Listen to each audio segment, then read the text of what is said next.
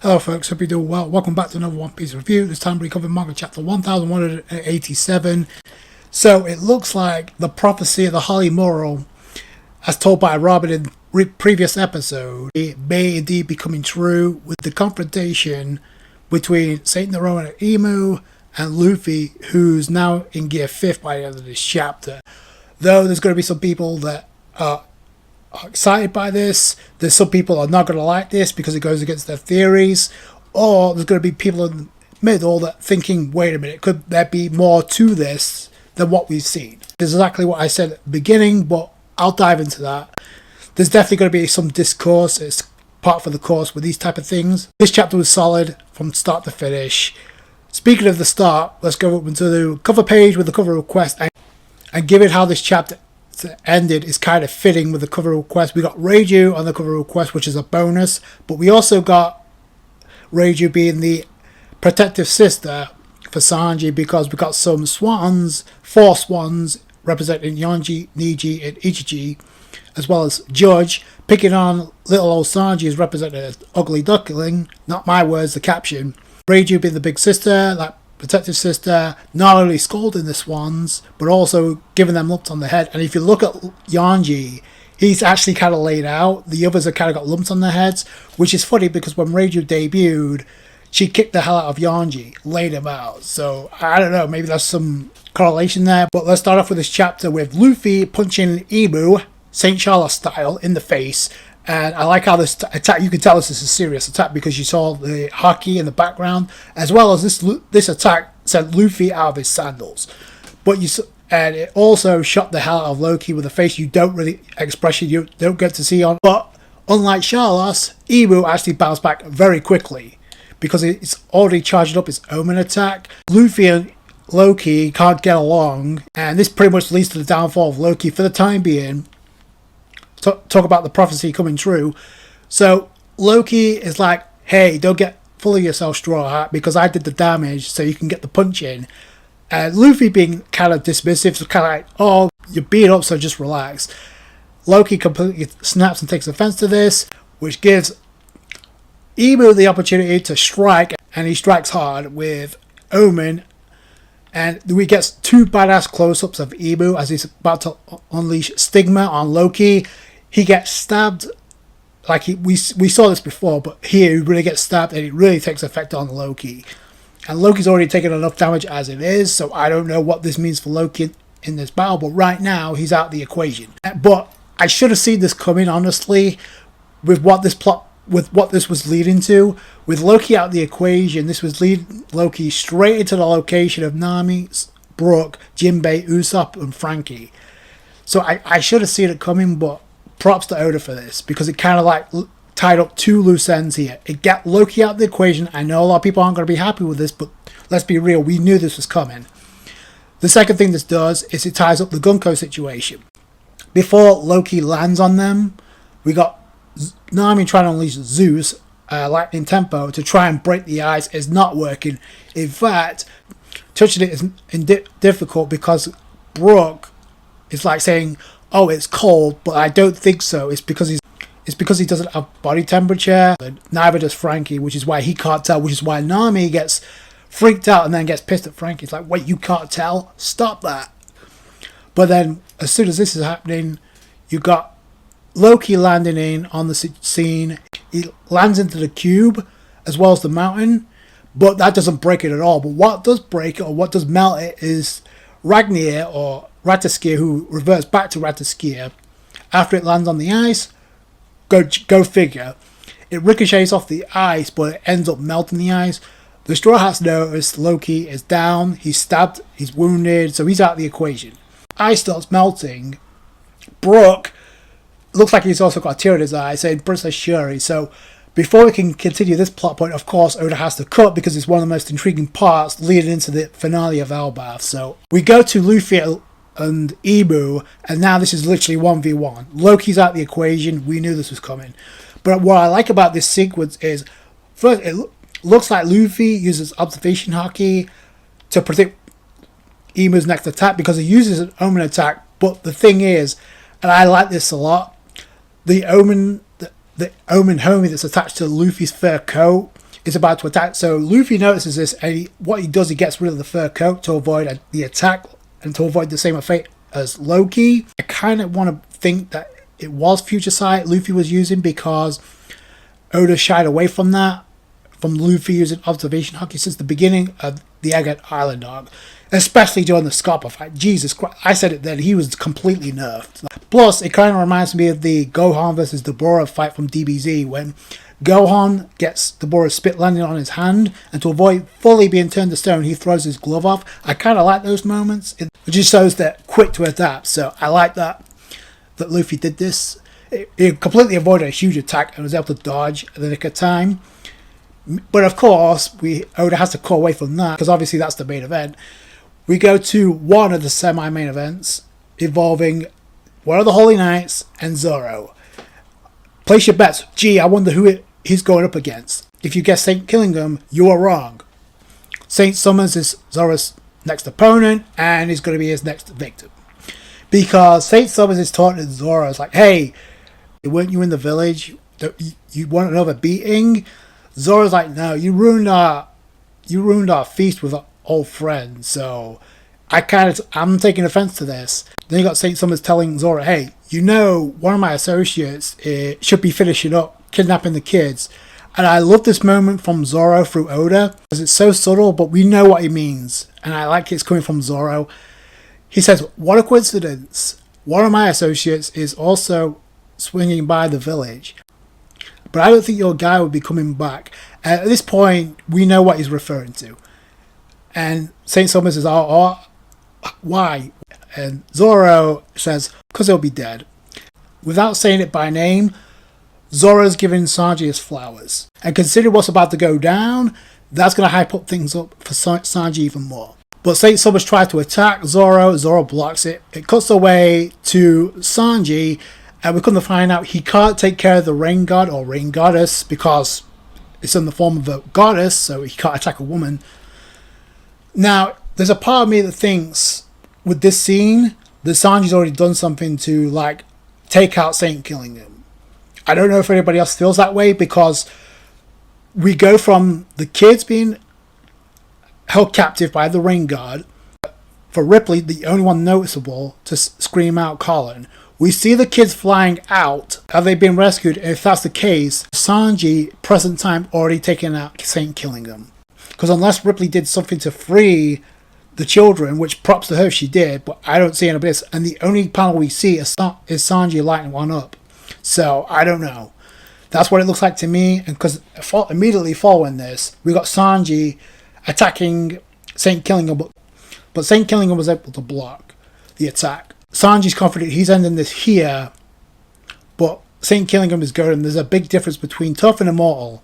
There's no way he can beat me, which right now he can't, because as it's pretty much stated, unless you've got Conqueror's Haki, you ain't doing much damage to the Holy Knights. And we knew this coming in. That's why Zoro is going up against Saint Summers, because he already has that down. Sanji doesn't at this point, because Saint Killingham is goading Sanji. Let's see if you can try and take out that rain god. So, but unfortunately, this kind of like triggers Saint Killingham, who actually lands an attack on Sanji, sends him crashing into the ground.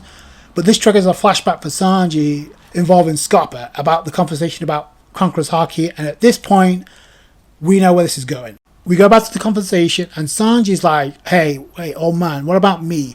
Do I really not have Conqueror's Haki? And what's interesting about this scene, you have Zoro in this sequence as well, which makes sense considering he's the right wing of Luffy, Sanji's the left wing.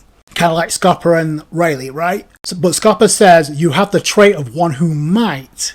The impression you burden yourself with is uncertainty, because one must be a king in order to unlock that. Which we've never seen Sanji think like that, even though he's a part of royalty in the form of the Vince modes. And then he's thinking about Luffy. A king reminds me so much of before the power-up that Sanji got when he unlocked Ifrit Jamba. He has to do the same thing. He has to understand who he is in order to unleash that. So that makes sense. So it's not just a case of, oh, he's the left wing of Luffy, so therefore you should get... No. Then there has to be a reason for him to unleash that, because we know you don't unlock Conqueror's Haki through training. You either have it or you don't. It was kind of like with Zoro too, although it was a lot more blatant with Zoro. Speaking of Luffy, we cut to Luffy, and we go to Luffy perked up in Gear 5th. Imu saying, "Oh, thou hast finally revealed thyself, Joy Boy." And I love how we got the tag and the caption and the text of Monkey D. Luffy versus Saint Nerona Imu, the main event of it, Elbaph. And then you got Luffy saying, "Don't call me whatever you want." The lame Luffy, and he gives the classic line, "The man who's going to become king of the pirates," right to Imu's face. So put some respect on Luffy's name. Oda had Luffy using Future Sight, good, because he should not be nerfing Luffy in this fight. So we should be getting all out, unless there's more to this situation that's going to push this thing further post Elbaph, which I'll talk about that in a second. But obviously Oda hyping up the next chapter as well, because we're going to get not only a special cover but also a color spread, because it celebrates the 29th anniversary of One Piece, so that's going to be a big deal. We're going to get Gear 5th Luffy versus Imu round 1, and we're also probably going to get Sanji unlocking Conqueror's Haki for the first time. We're going to have a lot more understanding about what Sanji with Conqueror's Haki looks like in the next chapter. Oda should not be pushing this back any further the next chapter, because there's so much more to go on here. When you cut down the line about the entire Straw Hat crew, outside of Luffy, Robin's been the main MVP when it comes to the Straw Hats that's been highlighted on Elbaph. That's a fact. So, and that's not going to end anytime soon, because, which I'm going to lead into right now, because with what we saw in episode 1168, adapting the Harley Mural scene, which got the whole world buzzing because it's a great scene, no doubt. But I said from the start, there's more to this. It's not going to be the end-all be-all, which I don't know why people are complaining that Robin's voice actor was narrating this, since she was reading it in the manga. This moment was great. This was well adapted. So when the moments that kick in that matter, even the ones including Gunko, when those moments kick in, you saw it with Shamrock, so people are going to go nuts about this. But what we got with the Harley Mural, that was one of the best animated scenes I've seen in a while when it comes to like One Piece. How that whole sequence flowed, and it pretty much confirms that the second world, which was the Void Century War, which I talked about, that's a possibility. And the third verse, which was pretty much just shots of Nika, which represents Luffy, pretty much foreshadowed a reunion between Imu and Nika. Joy Boy. It's looking like, as of right now, the third world, this was already destined to happen on Elbaph. So now it makes a lot more sense why Oda went for the decision to have Imu revealed on Elbaph. There's another element to this, and I'll get to that in a minute. It looks like, as of right now, this is what it's leading towards. Imu versus Luffy in Gear 5th. This is what it was foreshadowing.